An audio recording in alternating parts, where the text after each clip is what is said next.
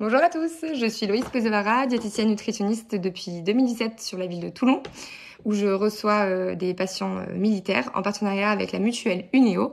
Et aujourd'hui, en équipe, nous allons répondre à vos questions en nutrition.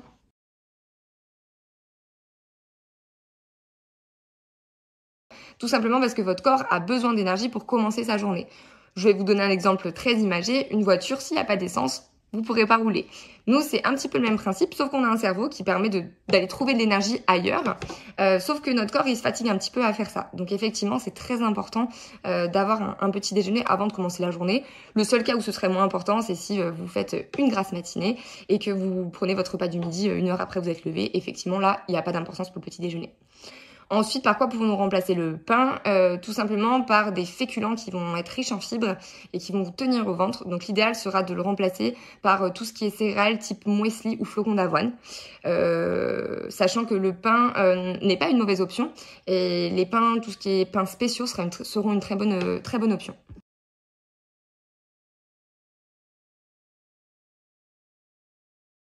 Alors tout simplement, il va falloir avoir une alimentation très équilibrée, si possible, avec une bonne source de féculents, puisque nos féculents, le sucre que l'on retrouve dans nos féculents, sont notre principale source d'énergie.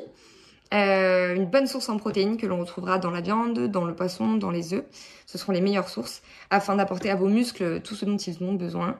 L'apport en fruits ou en légumes plutôt crus nous permettra, d'apporter les vitamines et les minéraux.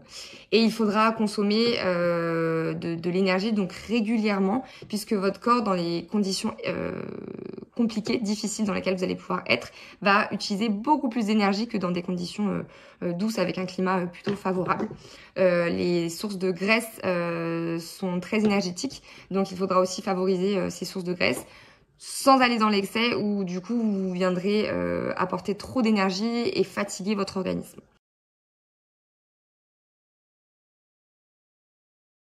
Alors, il faut savoir que tout ce qui est source de graisse, de matière grasse du coup végétale, est bien meilleur que toutes les sources de graisse animales. Tout simplement parce qu'il y a de très bons oligo-éléments à l'intérieur que l'on va avoir du mal à retrouver dans d'autres aliments. Donc toutes les huiles, que ce soit l'huile d'olive, l'huile de tournesol, les mélanges d'huile, l'huile de pépins de raisin, je pourrais en citer des tonnes, sont des bonnes sources de matière grasse. Il faudra éviter tout ce qui est donc animal, donc le gras que l'on retrouve dans la charcuterie, la crème, le beurre, le gras que l'on retrouve dans le fromage par exemple.